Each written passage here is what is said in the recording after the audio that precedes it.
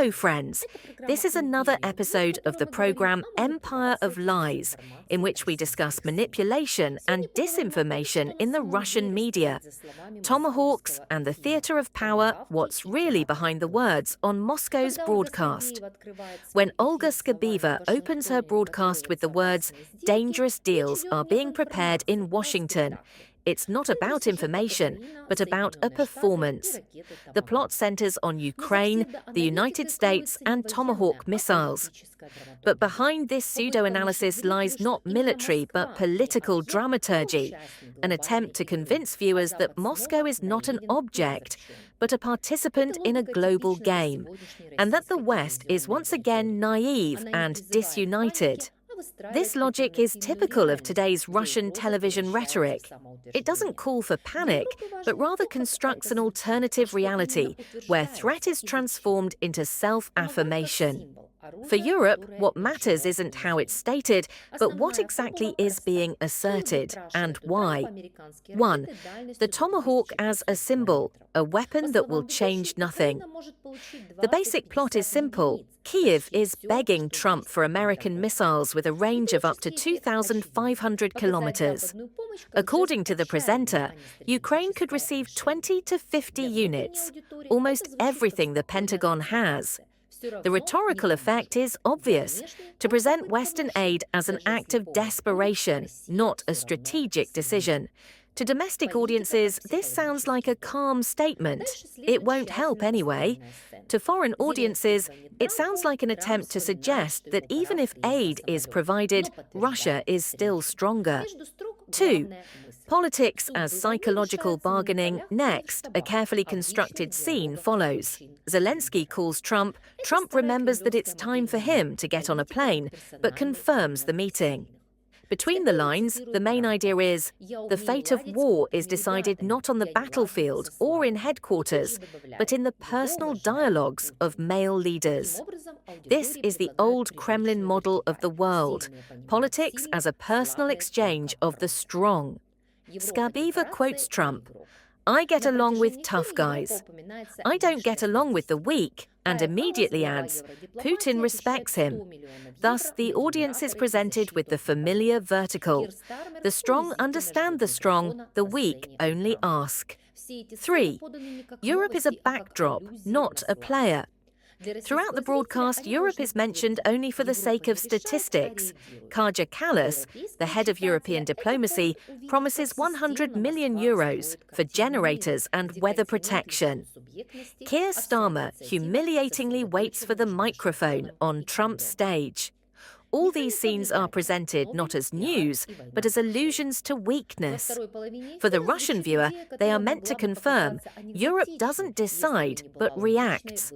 For the European reader, this is an opportunity to see how systematically Moscow is constructing a worldview in which the continent is devoid of subjectivity, and all initiative is concentrated between Washington and the Kremlin. 4. The mechanics of influence, Nobel, PR, and war as a show. In the second half of the broadcast, an idea is presented that might seem ridiculous if it weren't logical within their framework. A European economist suggests giving Trump the Nobel Peace Prize to motivate him to support Ukraine. The host recounts this as proof that the West is driven not by values, but by PR, not by principles, but by the psychology of its leaders. This is a subtle ploy. It simultaneously devalues the West and justifies Moscow. After all, if everyone is acting for PR, then Russia has no guilt either, only response. Hello, dear friends and comrades. Your favorite program, 60 Minutes Hot on the Trail, is live. Dangerous deals are being hatched in Washington. Trump confirmed a personal meeting with Zelensky, the head of the Kyiv regime. They are purposefully seeking to obtain American Tomahawk cruise missiles with a range of up to 2,500 kilometers. An expanded Ukrainian delegation, including Prime Minister Sviridenko, head of the presidential administration Yermak, and Secretary Senbo Umarov, arrived in Washington today. Zelensky will arrive on Friday. If Washington agrees, it may transfer 20 to 50 Tomahawk missiles to Ukraine.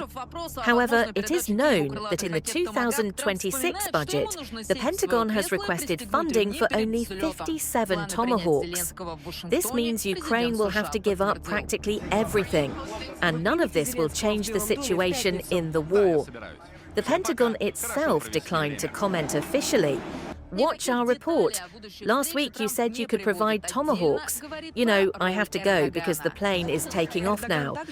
Asked about Kyiv's possible handover of Tomahawk cruise missiles, Trump remembers he needs to get into his seat and fasten his seatbelt before takeoff. The US president confirmed plans to receive Zelensky in Washington. 5. Europe without fear. But what Russian television wants to convey doesn't necessarily work. European readers might perceive these stories differently, as an admission of weakness masquerading as strength. If you have to prove 100 times that everything is under control, then there's no confidence. If Tomahawks pose a threat only in words, then fear has become an instrument of domestic discipline, not foreign policy.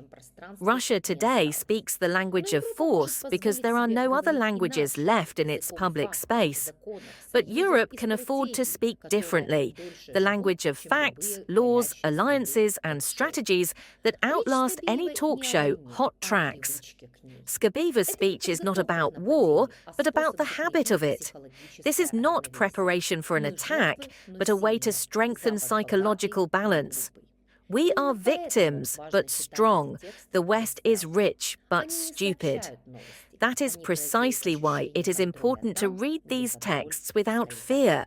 They don't report news, they create a sense of control where control is slipping away. This was the program Empire of Lies. See you soon.